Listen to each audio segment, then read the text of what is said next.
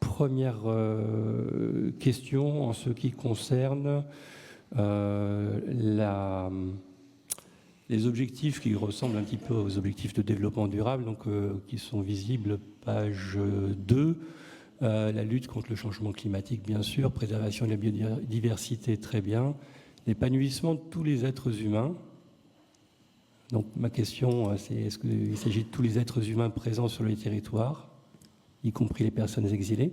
Parce que là-dessus, il y aurait quelques sujets à évoquer, en particulier l'accès à la ressource en eau, qui est fortement limité, et bien en dessous des recommandations de l'OMS.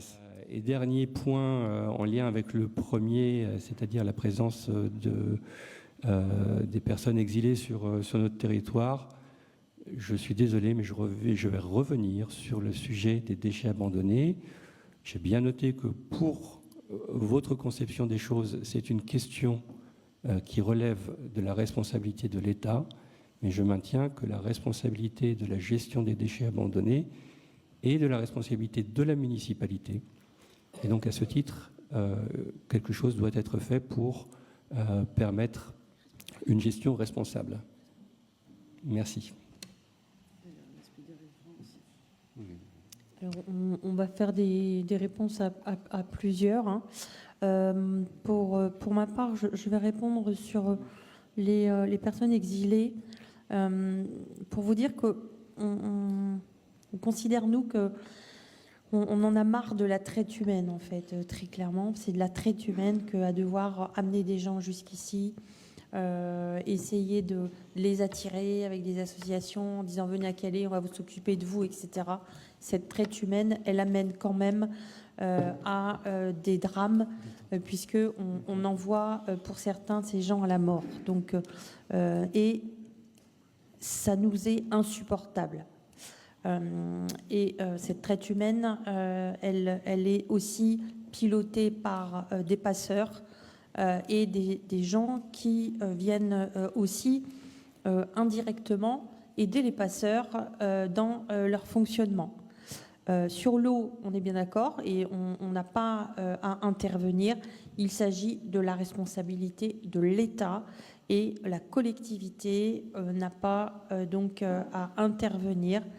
C'est à l'État d'assumer cette responsabilité. Sur les déchets, l'État paye assez chèrement pour justement accompagner ces personnes exilées qu'on va chercher à Grande-Synthe et qu'on ramène à Calais, parce que Grande-Synthe est l'arrière-base en fait de Calais, et donc il y a une espèce de trafic humain dans tout ça. Eh bien, l'État paye chèrement des associations, enfin une association, pour pouvoir alimenter ces personnes exilées, ce qui est normal et de sa responsabilité, et pour pouvoir faire en sorte aussi qu'elles aient un minimum d'hygiène et pour rappeler aussi que ces personnes exilées n'acceptent pas l'aide de l'État quand il s'agit de les mettre à l'abri. Donc c'est de leur choix qu'elles restent sur un territoire qui n'est pas adapté en termes d'accueil pour elles. Moi, j'aurais tendance à dire qu'en ayant la responsabilité d'un marché public pour nourrir les exilés, il est aussi du devoir de l'association à ramasser les déchets et à pouvoir tout simplement dire aux personnes qui reçoivent un repas regardez, il y a des sacs à côté dans la langue et dans les multiples langues qui sont traitées. Donc, après chaque repas, jetez vos déchets dans tel endroit. Et je pense que ces personnes sont en capacité à comprendre ce genre de choses. Sauf qu'on ne leur dit jamais. Jamais et jamais. Et donc, de fait, la collectivité n'a pas à envoyer et à payer ses agents pour aller ramasser ces déchets. Et donc, c'est aussi à l'État à prendre ses responsabilités dans le contrat qu'elle passe avec donc les personnes qui distribuent et fabriquent les repas. Oui, je voudrais juste revenir sur les propos que vous avez eus sur les associations, parce que je trouve que c'est assez grave de tenir ce genre d'accusation. Les associations n'invitent pas les personnes exilées à passer par Calais. Elles permettent aux personnes de ne pas y mourir. À titre d'exemple, Utopia 56 apporte des premiers soins aux naufragés. Le Secours catholique, chaque jour, apporte un peu de répit aux personnes à la rue avec du thé, du café, recharge les téléphones. Le Project Play apporte des jeux aux enfants sur les campements. Le Women's Center prend soin des femmes. Et le Calais Food Collective apporte des cuves d'eau. Donc j'aimerais bien savoir quelle association, selon vous, fait le jeu des passeurs en faisant le taxi entre Grande-Synthe et Calais. Pour nous, la seule façon de lutter contre la traite des êtres humains, c'est d'accueillir dignement et de chercher des voies légales, comme c'est le cas pour les Ukrainiens.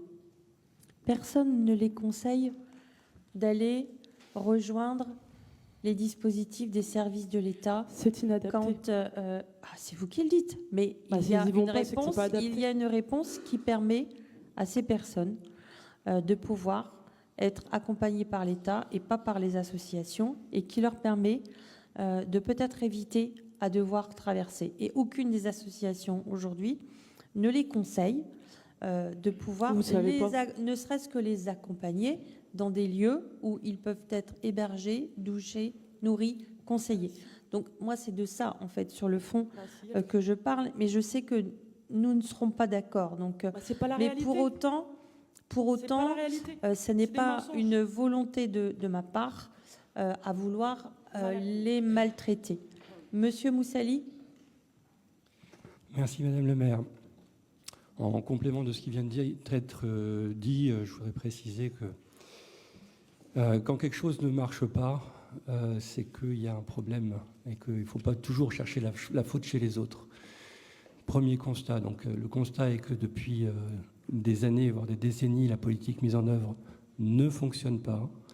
Et donc, ce n'est pas la faute des associations qui apportent une aide humanitaire qui doit être prioritaire en toutes circonstances. Séjour légal ou illégal, en toutes circonstances, l'humanitaire doit primer, toujours. Je vous ai laissé largement vous exprimer et donc je vous répondrai de façon assez courte en vous disant très clairement que vous allez vous garder à tous là-bas vos leçons d'humanité et vous les gardez pour vous parce que je suis la seule élue qui, en France, a proposé tous les dispositifs humanitaires et aucun n'a fonctionné. Et c'est bien triste. Et pour autant, je l'ai fait et j'ai pris mes responsabilités. Et quand je vois aujourd'hui les associations qui aident les personnes exilées dans le squat Frédéric Sauvage, moi je trouve pas ça aider les gens. Et en plus, ça terrorise les riverains. Donc c'est pas ça de l'aide, ni pour les uns et ni pour les autres. Chers habitants et habitantes de Calais, mesdames et messieurs les élus, ma question porte sur la mort de 34 personnes depuis le 6 février 2023. Et dont je souhaite rappeler ici les noms et les circonstances.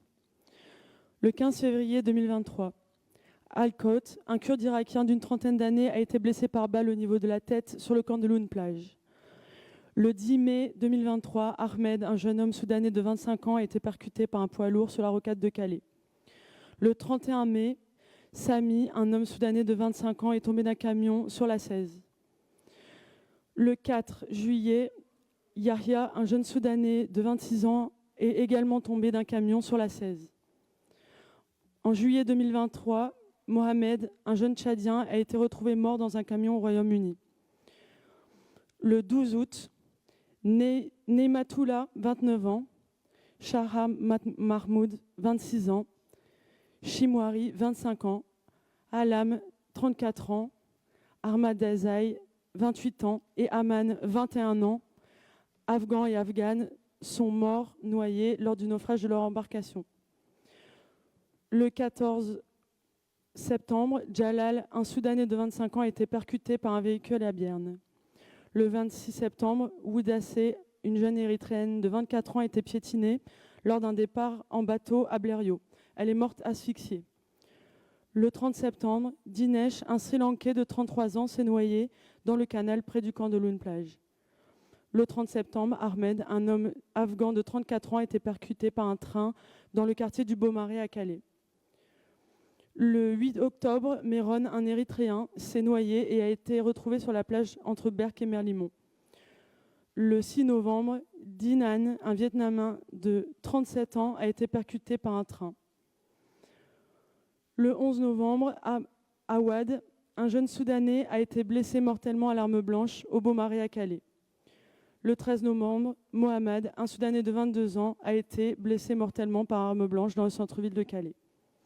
Le 17 novembre, 2 personnes turques, Recep, 42 ans, et Mehmet Ali, 37 ans, ont été percutées par un véhicule sur la rocade portuaire de Calais.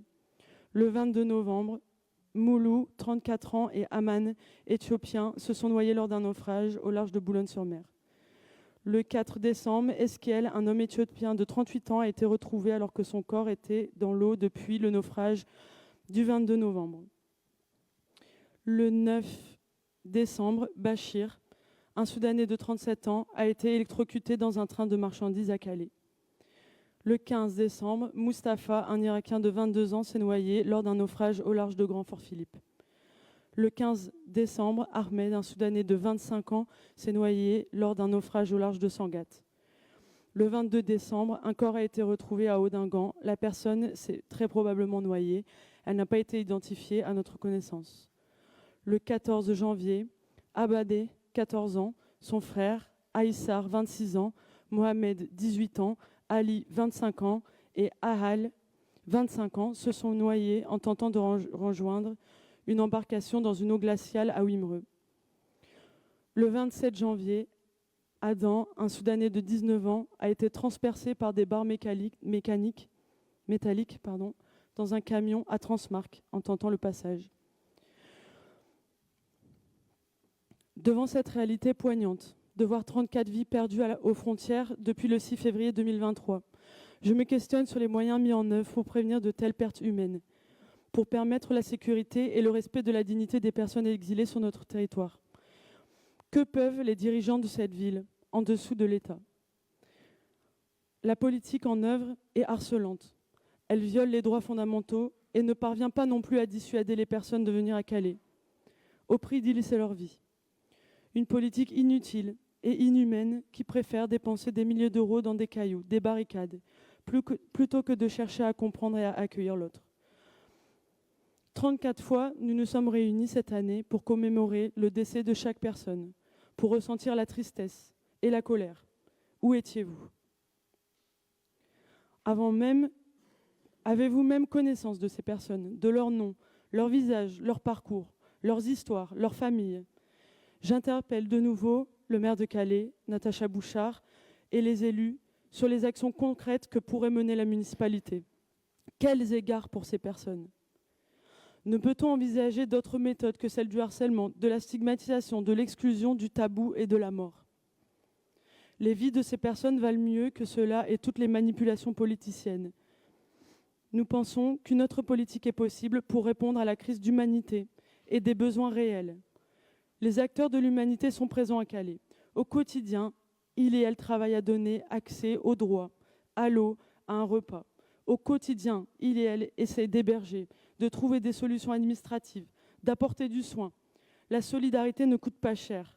Quand on veut, on peut. Mais aujourd'hui, 85% de l'argent du budget de l'accueil est orienté vers la répression. Que peut-on faire pour la solidarité avec toutes ces personnes? Merci. Merci Madame le maire, Madame Druel.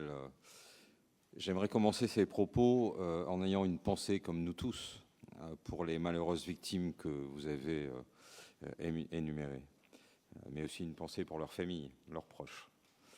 Contrairement à ce que vous pouvez bien souvent insinuer, dans cette situation, nous sommes, nous aussi, affectés profondément, nous, élus de la majorité. Sur le plan humain, la situation des migrants qui tentent la traversée au péril de leur vie ou la perdent en tentant de monter dans un camion est bien entendu terrible.